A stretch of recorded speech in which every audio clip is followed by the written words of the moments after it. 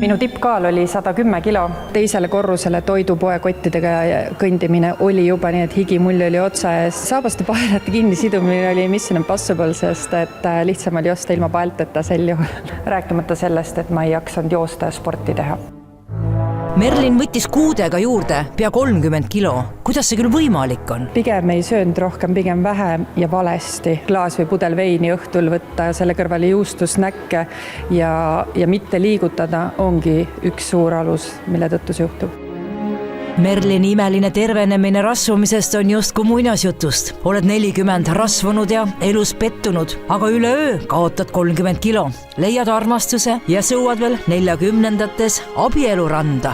Alles 40-ndates jõudnud ju tüdruk. Jah, see on see koht, kus saad aru, et pool on elatud ja pool on veel ees. Aga ühel hetkel teadvustad, et tegelikult tahaks elada tervemalt, paremini ja kauem. Saledast naisest rasvumiseni viis Merlinit stress. Traagiline sündmus peres, pettumus, elu, ebaõigluse ja raskuse ees. Isiklikus elus oli raske periood, mis tõi kaasa elustiili muutuse ja väga kiiresti tohutud lisakilod. Aga kui sul ei lähe riided enam selga, mine poodi neid ostma, vaata see tõmbab tuju nulli. Poodi minnes riided otsida oli ikkagi masendav, see tõmbab tuju alla, sest et sa pead võtma need, mis poes on, mitte need, mis sulle endale meeldivad. Ma tean, et ma olen ju olnud M ja L suurus, aga kui sa võtad XXL suuruses riided, siis saad aru, et need on kotid juba. Merlin üritas kaalust alla saada, polnud enam dieeti või nippe, mida ta polnud katsetanud, kuid tulemus oli ikka üks ja see sama. Kõik kilod tulid kolinal tagasi. Ma olin aastate jooksul väga palju erinevaid toitumisi, dieete teinud, kaalujälgi ja olnud, et kõik see käis joona üles-alla. Parematel hetkedel võtad kaalust maha, järgmisel juurde. Viimaseks õlekõrreks oli maovähendusoperatsioon, kus sa lihtsalt oled sunnitud sööma vähem. Operatsiooniga lõigatakse sinu magu väiksemaks, tikutopsi suuruseks ja sulle lihtsalt ei mahu rohkem toitu korraga sisse. Alustasingi ju väikese viinapitsi suurusest toiduportsjonist ja sellega saad väga kiiresti aru, et kuna sa pead kuulama oma keha ja keha ütleb, et sul hakkab kõht täis saama, et varasemalt sai magu venitada suuremaks, nüüd enam ei saa. Sa saad aru ja su keha harjub väikesemate portsudega ja selle juures ei olegi võimalik enam suurt portsu süüa, sest kehal hakkab lihtsalt valus. Seda, et sul on valus ja seda katsetas muidugi Merlin oma enda keha peal. Ta lihtsalt ei suutnud ühel hetkel toidukiusatusele vastu panna. Sõin ka mõned korrad niimoodi, et oli valus, sest et ei pannud tähele, kuna kõht täis saab. Ja see kogemus on niivõrd ebameeldiv, et seda ei taha rohkem. Ja sundolukorras iga päevaga harjutades end vähem ja vähem sööma, langesid kilod kolinal. Iga nädalaselt kukub mitu kilo ja vist läks pool aastat aega, kui ma olin võtnud 20 kilo juba alla. Et see on väga hea motivaator. Ka iganädalased kilo alla kukkumised on hea motivaator, et saad aru, et sa oled õigel teel ja teed õiget asja. Super tunne oli. Kõige parem tunne oli see, kui sai hakata järjest väiksemaid riidenumbreid ostma. Täna Merlinil vaid üks pilt mälestuseks, kui suuri riideid ta veel 2 aastat tagasi kandis. Ausalt kõik vanad riided on hävitatud, antud uuskasutuskeskusesse, sest kindlasti on kuskil neid, kes seda vajavad. Mina mitte kunagi enam.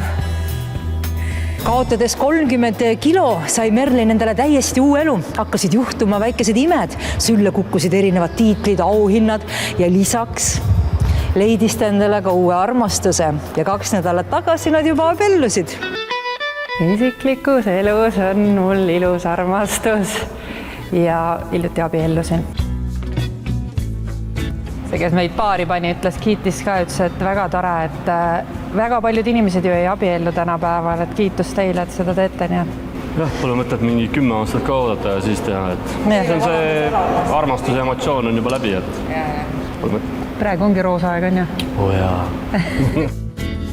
Ja kus sa ikka siis seda kallimat leiad? Muidugi suhtlusportaalist Tinder.